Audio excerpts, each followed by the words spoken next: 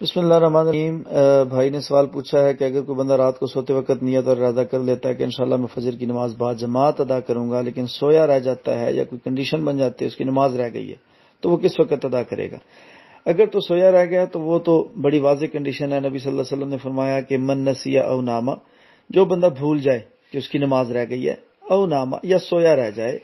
تو وہ جب اس کو یاد آ جائے یا جب اس کی آنکھ کھل جائے اٹھ کے وہ نماز ادا کر لے، پھر وہ فجر ہو، ظہر ہو، عصر ہو، مغرب ہو یا عشاء ہو،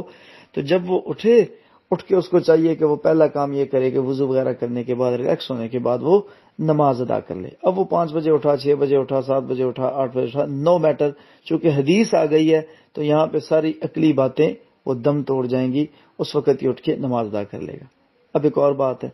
اس بات کو روٹین نہیں بنانا چاہیے۔ ایک بندہ اٹھتا ہی نہیں ہے، ٹھیک ہے، اللہ تعالیٰ سے پناہ مانگنی چاہیے۔ بعض دفعہ شیطان کا تسلط بڑھ جاتا ہے اور انسان جو ہے وہ مہینوں نمازیں نہیں ادا کرتا، تو یہ غلط ہے۔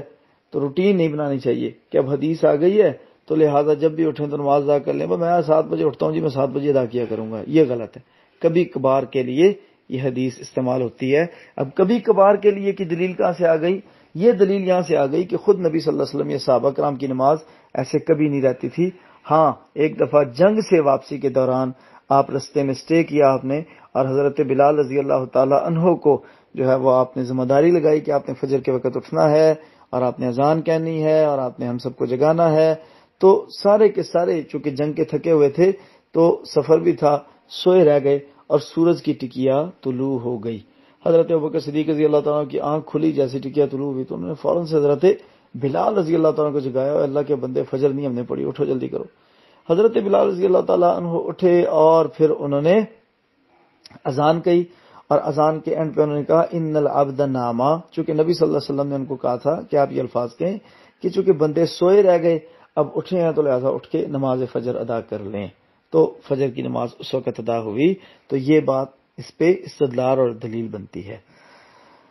دوسری بات یہ ہے کہ اب یہ سوال کا اس کا جواب مکمل ہو چکا ہے۔ اب میں اوابین کی وضاحت کرنے لگا ہوں۔ جب سورج طلوع ہوتا ہے تو وہ اشراق ہوتی ہے۔ جب سورج کو طلوع ہوئے تقریباً آدھا پونا گھنٹہ 45 منٹ ہو جاتے ہیں یا گھنٹہ ہو جاتا ہے تو پھر چاشت کی نماز ہوتی ہے،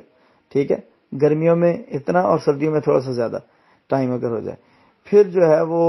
اوابین کی جو نماز ہے وہ 11:30 بجے شروع ہوتی ہے، 11 ساڑھے 11 بجے ہوتی ہے، وہ اوابین کہلاتی ہے، توابین نہیں ہوتا، ٹھیک ہے، تے کے ساتھ نہیں ہے، حمزہ کے ساتھ ہے، اوابین ہے، اوکے، یہ بات بھی مکمل ہو گئی۔ اب اگلی بات جو آپ نے سوال کا ایک حصہ یہ کہا کہ اب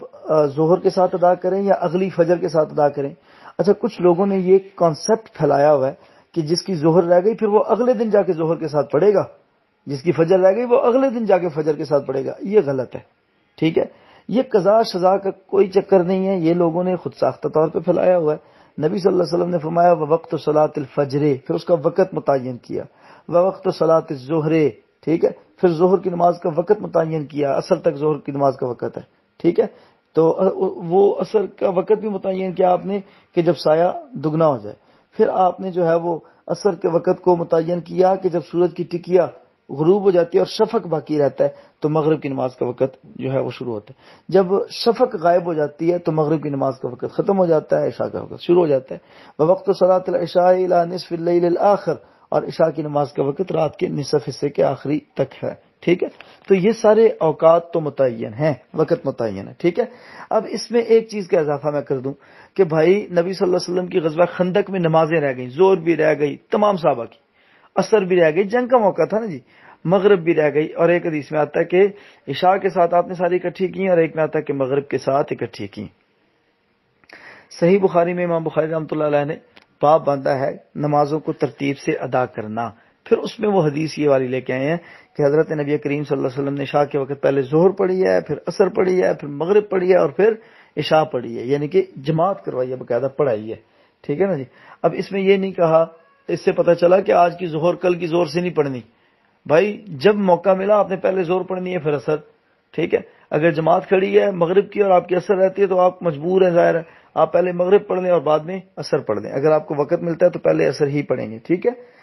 تو جب موقع ملے پہلی فرصت میں نماز ادا کرنی ہے، اگلے دن تک پینڈنگ نہیں کرنی۔ جزاک اللہ۔